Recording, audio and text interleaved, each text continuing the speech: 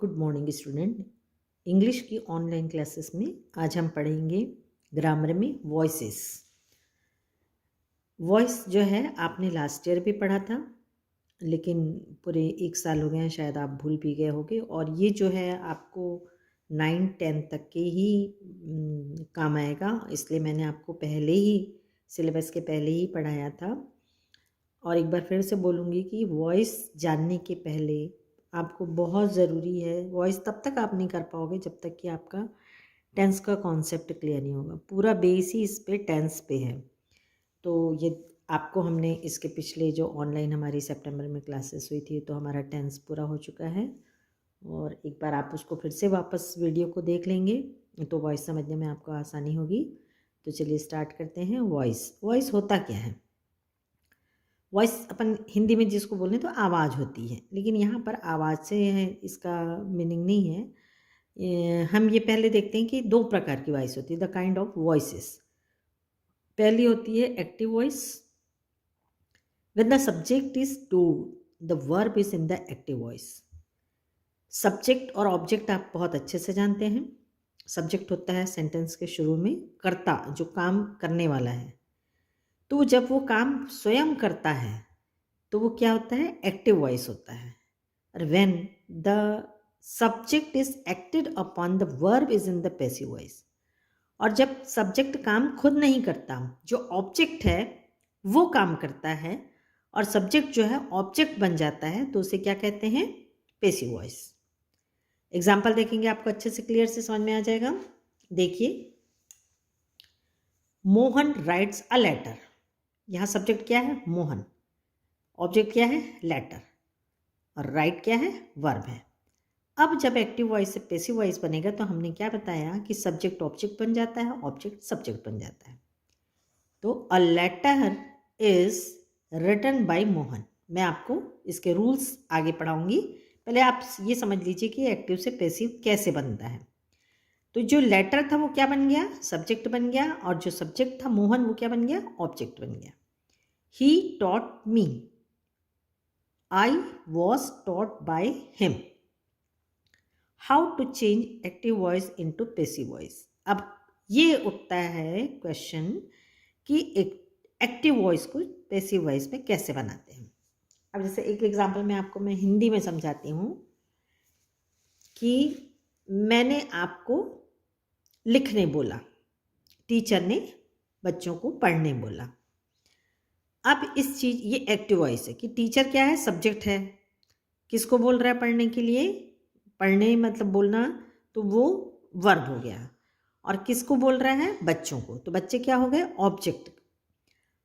अब यदि इस सेंटेंस को हम ऐसे बोलें कि बच्चों को पढ़ने बोला गया टीचर के द्वारा, तो ये क्या हो जाएगा? टीचर क्या बन गया? ऑब्जेक्ट बन गया। सब्जेक्ट कौन बन गया? बच्चे बन गए।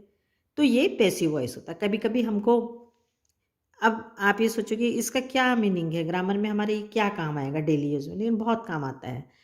कि जैसे आप कभी बोला गया कि आपके मम्मी ने बोला, जाओ अपने भाई को लंच के लिए बोलो। आप जाके बोलोगे मम्मी ने लंच के लिए बोला है।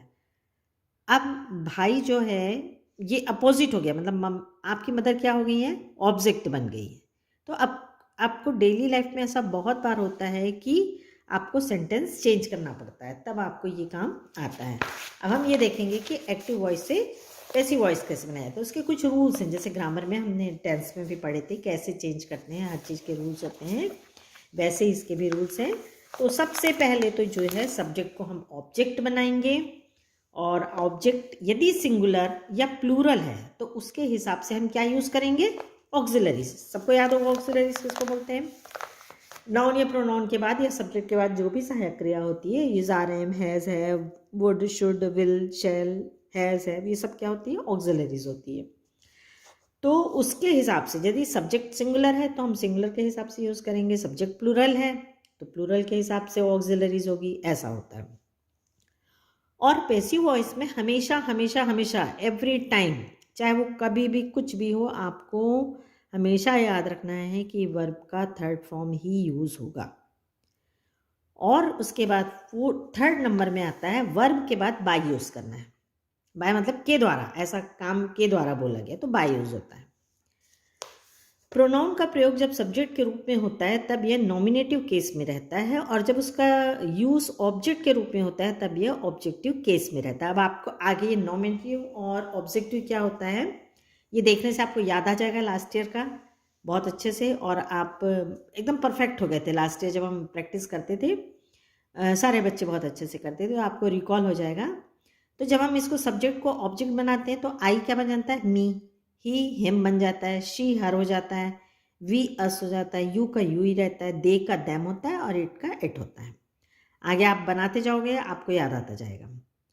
अब एग्जाम्पल हम देखते हैं। Mohan writes a letter.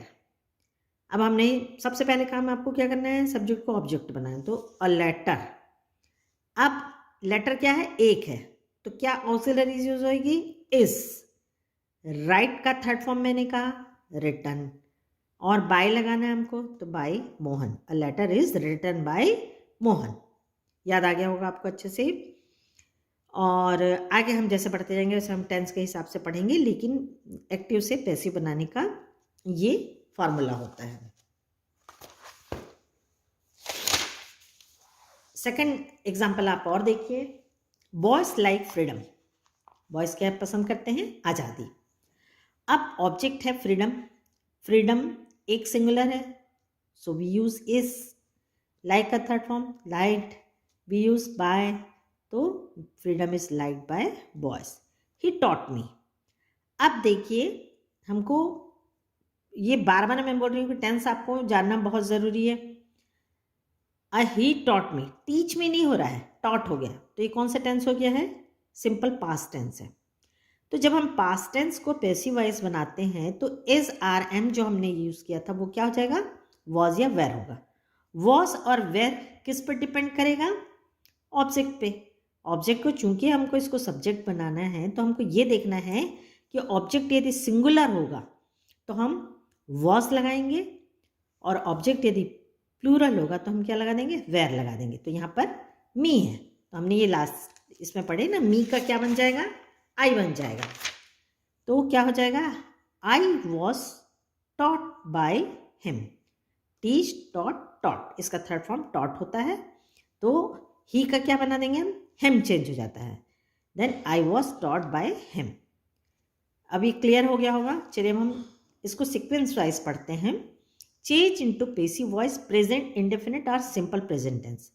जब सिंपल प्रेजेंट टेंस होता है तो वो कैसे चेंज होगा, तो सिंपल प्रेजेंट टेंस कैसे पहचानोगे आप, उसको बहुत सिंपल सी चीज़ है, वर्ब का फर्स्ट फॉर्म होता है।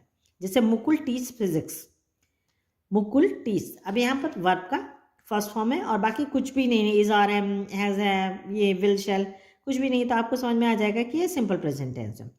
अब जब इसको चेंज करना है तो इसके रूल क्या होंगे, सब्जेक्ट रहेगा एस आर एम रहेगा अकॉर्डिंग टू ऑब्जेक्ट, वर्ब का थर्ड फॉर्म रहेगा प्लस अदर वर्ड्स रहेंगे। अब इसको हम चेंज करते हैं।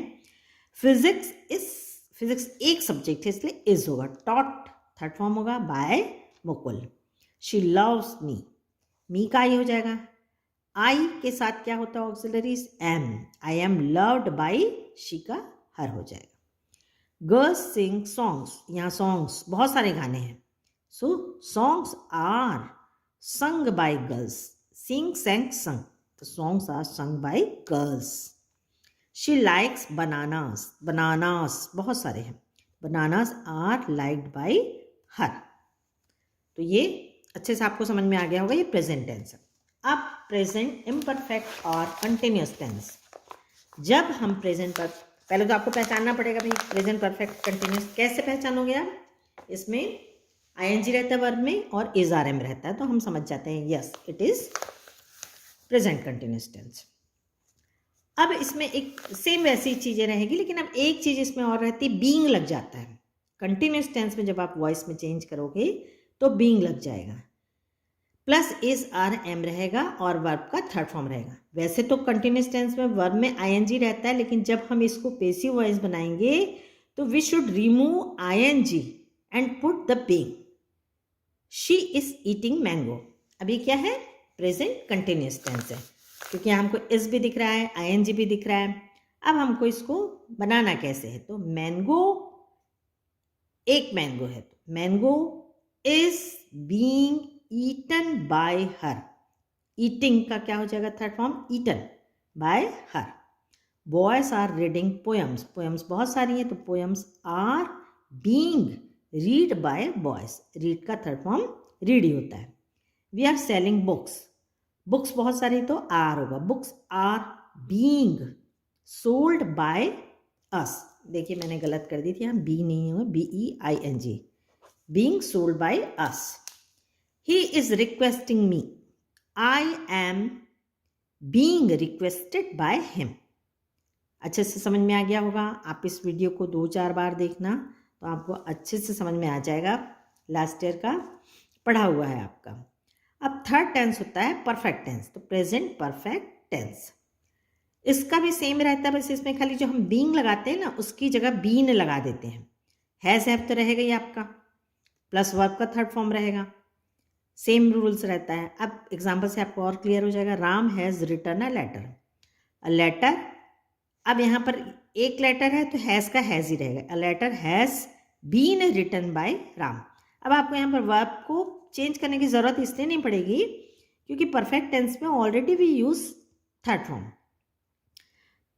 सो a letter has been written by Ram. Next example है we have published the results. अब रिजल्ट्स बहुत सारे रिजल्ट हैं, so we use have. The results have been published. Already we use third form. By us. We का क्या होगा change, us. The result have been published by us. Kalidas has written many plays. Kalidas ने बहुत सारे plays लिखा था. So we change many plays have. Plays है तो इसलिए क्या हो जाएगा, have आ जाएगा। Many plays have been written by Kalidas.